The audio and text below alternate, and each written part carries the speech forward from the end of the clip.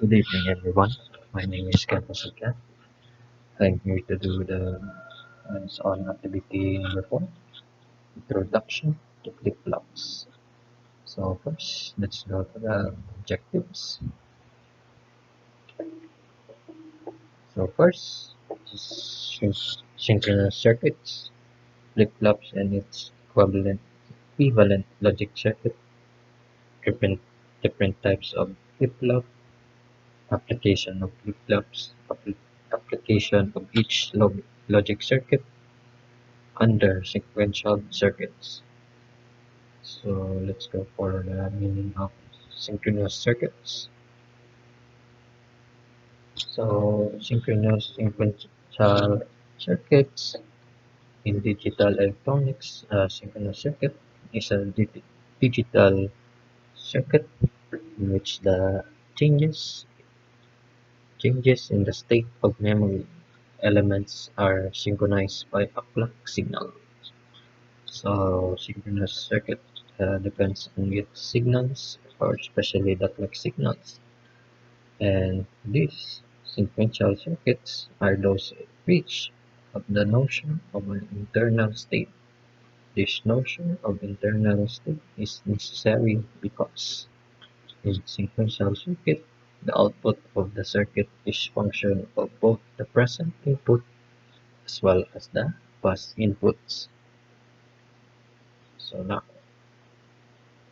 next is the meaning of flip-flops. A flip-flop is in electronics is a circuit with two stable states that can be used to store binary data. So the stored data can be changed by applying varying inputs, flip-flops, and latches are fundamental building block of digital electronics system used in computers, communication, and many other types of systems. Both are used as data storage elements. So flip-flops are mostly for storage and other other necessary types of communication and electronics that can be used for flip-flops. So next, types of flip-flops. So first is SR flip-flop. This is the most common flip-flop among all. This is a simple flip-flop circuit has a set input S and a reset input R. So for the second is JK flip-flop. So due to the defined state in the SR flip-flops, another flip-flop is required in electronics, the JK flip-flop. It's an improvement on the SR flip-flop, where S equals R equals 1 is not a problem. So for the third one, D flip-flop. The flip-flop is a better alternative that is very popular with digital electronics. They are commonly used for counters and shift, register, and input synchronization. And other, for the last one, T flip-flop. T flip-flop is like a JK flip-flop. These are basically single input versions of JK flip-flops. So let's go for the application of the flip-flops and its circuit diagram. So this is the SR flip-flop. A flip-flop, on the other hand, is a synchronous circuit and also known as a gated or clock SR latch. So this is the circuit of an SR flip-flop. In this circuit diagram, output is changed only when you give an active clock signal otherwise. Even if the S or R is active, the data will not change. So here it is. It's in the truth table. It's active. And the output in Q time is in infinite. So this is the most common flip-flop among all. The simple flip-flop circuit has a set input S and a reset input R. In this system, when you set S as active, the output Q will be high and Q will be low. Once the outputs are established, the wiring of the circuit is maintained until S or R go high or power is turned off. So it can be seen in here. So every time S is active, Q is also active. If S is not active, Q is zero,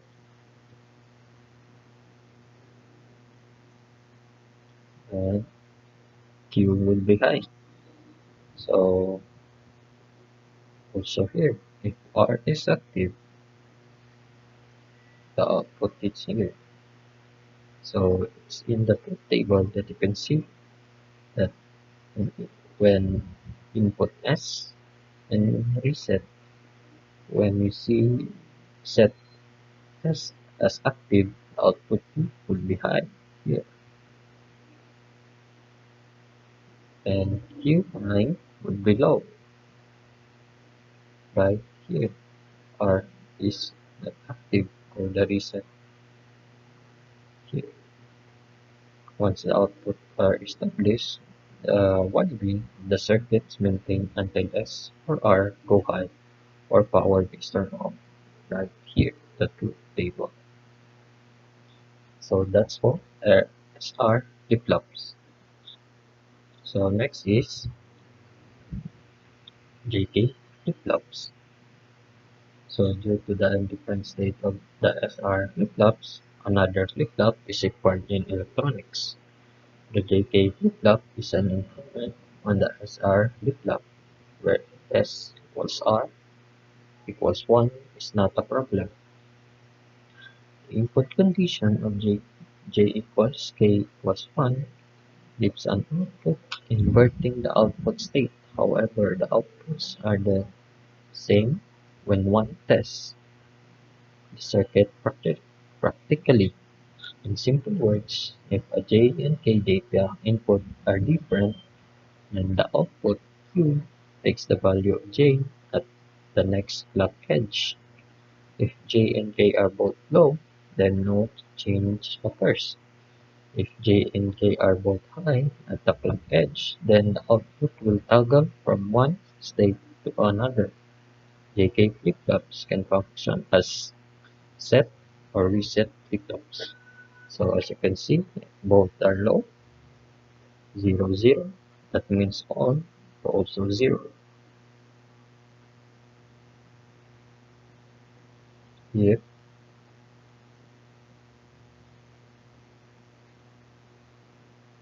it's here. So J and K are both high, right here, at the clock edge. Then the output will toggle from one state to the other, right here. J is high and K is high. So the output is Q, 1, and the prime 0. That means it's the alternate. But here, if J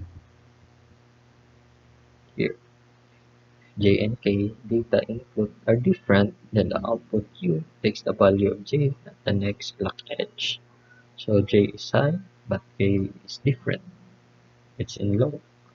And Q and Q prime will have ah will have the same input because of J right here.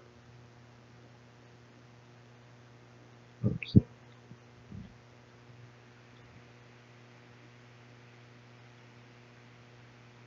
Right here.